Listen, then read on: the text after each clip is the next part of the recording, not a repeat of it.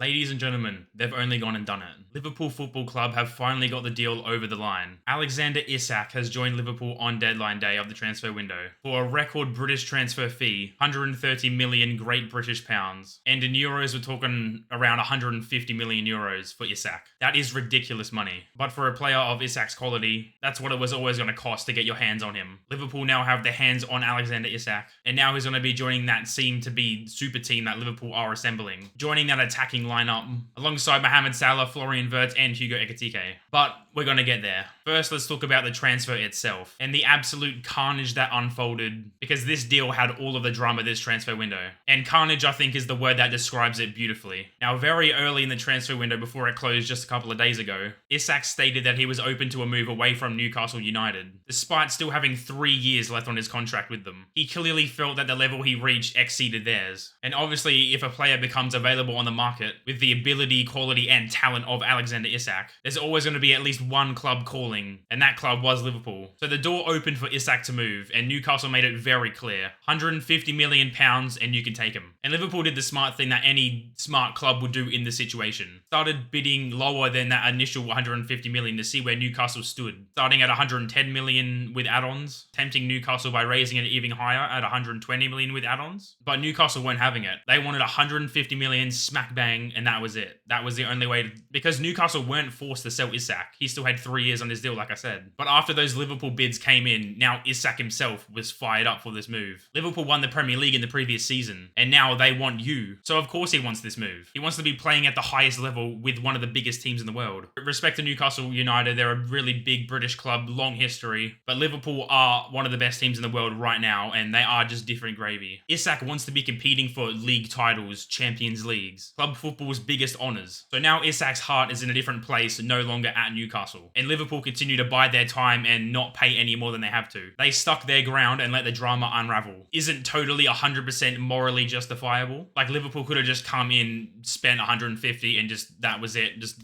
deal done and dusted. But nevertheless, Isak and his agent now had to make this deal happen. Make this move for Isak no longer a dream, make it a reality. So Isak proceeds to do something that he will probably never be able to live down. He boycotts his club, Newcastle United. He boycotts training. He boycotts the whole institution of Newcastle United. He refused to play for them ever again, which led to him understandably being booted out of Newcastle United's training facilities, which meant he had to do his training at his old club, Real Sociedad in Spain, at their facilities. And bear in mind, this is during pre-season. The 25-26 season was around the corner. Newcastle needed to prepare for the new season, build up fitness and squad morale. And now their current best player, hell, their best player since probably Alan Shearer, was no longer part of the team. He was just like, nah, I'm done with you lot. And that single-handedly just ruined Newcastle in the transfer window, because they had all this background noise surrounding the club and their business, to the point that Newcastle couldn't even plan what they're going to do next in the transfer window, having to wait for Isak to leave on deadline day like he did eventually, to bring players in Isak's position to replace him. Newcastle had the power to keep him or let him go. Maybe if there was only 1 or 2 years left on his deal, it'd be a bit more acceptable for him to leave. But they insisted on keeping him unless that 150 million was met.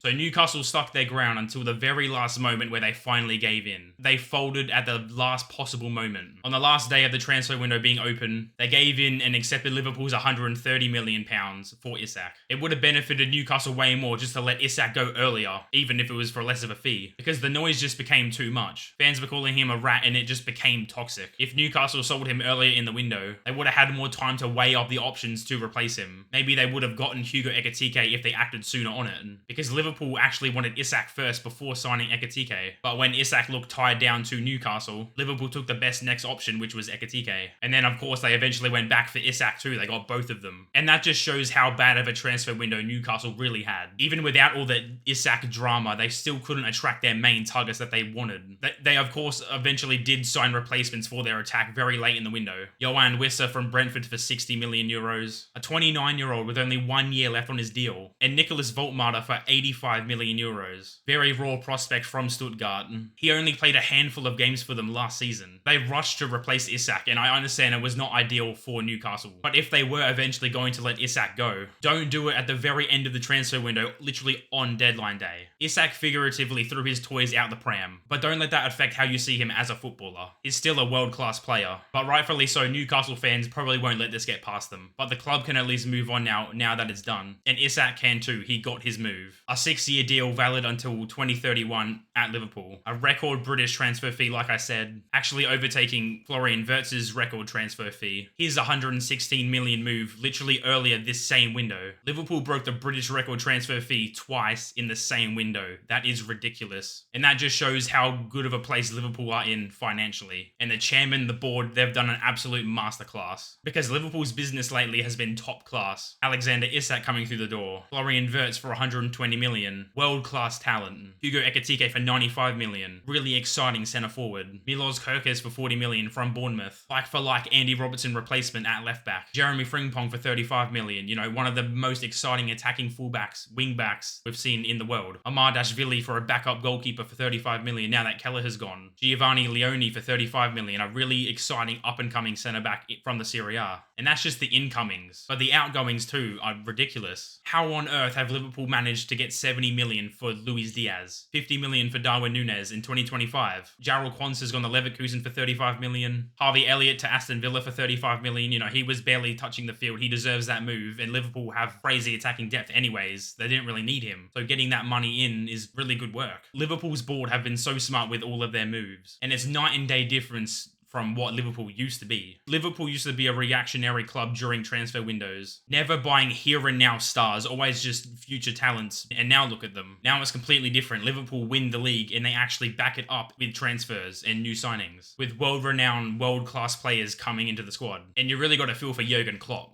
If only he had this type of backing when he was at the club during his time. But this could genuinely go down as one of the best transfer windows we've seen from any team ever. In terms of money, it's literally the most any team has spent financially. Up and around 500 million, $500 million, from a side that already won the Premier League in the previous season comfortably in the end. The only team with a window that compete with this one is like only Real Madrid in 09-10 when they signed Ricardo Kaká and Cristiano Ronaldo in the same window, breaking the world record fee both times. Now, why don't we talk about Isak on the pitch? So far, we've just talked transfers. Alexander Isak is a top 5 striker in the world, undeniably. And last season, he was the best, in my opinion, in the world. You can give Lewandowski his dues. Harry Kane is tough competition, but Isak is just built different. Top 5 in the world in his position, and he reached that level at Newcastle United. Imagine what he can achieve at one of the biggest clubs in the world. When he's on it, he's unstoppable. There is no world where Isak doesn't work out at Liverpool. Legitimately, every possible thing will have to go wrong for him to not succeed. Isak is a prolific goal scorer. 54 goals in 86 games in his Premier League career so far. He's the best striker in the Premier League except for Haaland, you can argue. Lately, City have been a bit iffy and Haaland's service has been a bit in contention. But Haaland, no matter what, is always going to get his numbers. He's always going to score hat-tricks. He's going to get goals no matter what. He's the goal machine. But same applies for Isak. He's been consistently getting 20-plus goal seasons himself lately. 23 goals in the Premier League for Newcastle United last season. And the Carabao Cup to show for it, and beating, funnily enough, Liverpool in the final, winning Newcastle's first trophy in over 70 years, scoring their second goal in the 2-1 win over Liverpool. And that's the thing about Isak. He is the ultimate big game striker in world football right now. In the league, in the cups, he's dominating his opposing defenders, occupying his centre-back and giving them a hard game. We've seen Isak face Arsenal. Saliba and Gabriel have a hard time. He faces Van Dijk and Konate. It doesn't matter. He still runs rampant. And we actually saw in the Liverpool-Arsenal game recently where Isak outshines the rest of the centre forwards that were on the market. Ekitike had a really tough game against Gabriel and Mosquera when he came on. Same with Victor Gyökeres up at the other end. In a tight, cagey match, title-deciding match. That's where Isak thrives and exceeds his value. And on top of that, Isak is just the full package when it comes to a centre forward. So technically gifted, so good on the ball. His off-the-ball movement is crazy. Confident, strong, quick, intelligent. World-class finisher on both his right and left foot.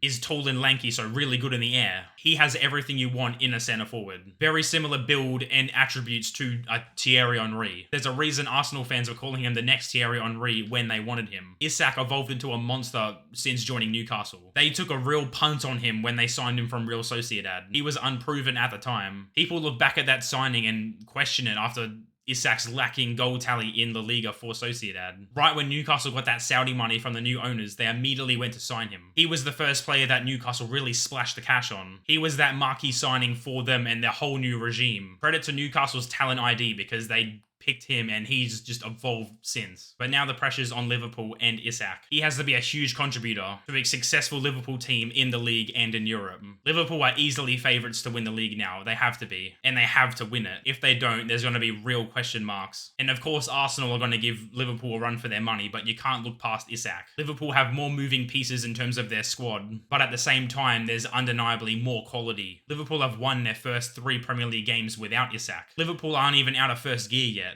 Liverpool haven't been playing at their best, yet still coming out with 9 out of 9 points from their opening games. And Isak brings more than just goals. Let's go back to Haaland. His numbers are ridiculous, but over 90 minutes, he gets minimal touches. He's just the final action of their plays, and City don't play transitional football where Haaland would thrive. But Isak links play, runs channels out wide, can occupy his centre-back with his back to goal. He's never going to get more numbers than Haaland, but over a 90-minute game, he provides more to the team than Haaland. And ultimately, if Haaland's still scoring insane numbers, but if Isak's scoring in less games, but in the big ones in Champions League semi-finals and Premier League deciders, they are going to be more significant to the team and is going to have a better impact overall. But how is Isak impacting the balance of this Liverpool team? When Isak inevitably starts at the number 9 position, Ekitike is going to be forced out on the left wing. And right now, Ekitike is leading the line. He's the focal point of this Liverpool side right now. He's started the season like a house on fire. Community Shield goal, Premier League debut goal, and that Newcastle goal. His role in this squad is going to be significantly cut down to accommodate for Alexander Isak. And what about Cody Gakpo? He's been revitalized ever since Arne Slot came in. That left wing spot is his, but now there's going to be way more competition. Liverpool's defensive balance and shape is still getting figured out,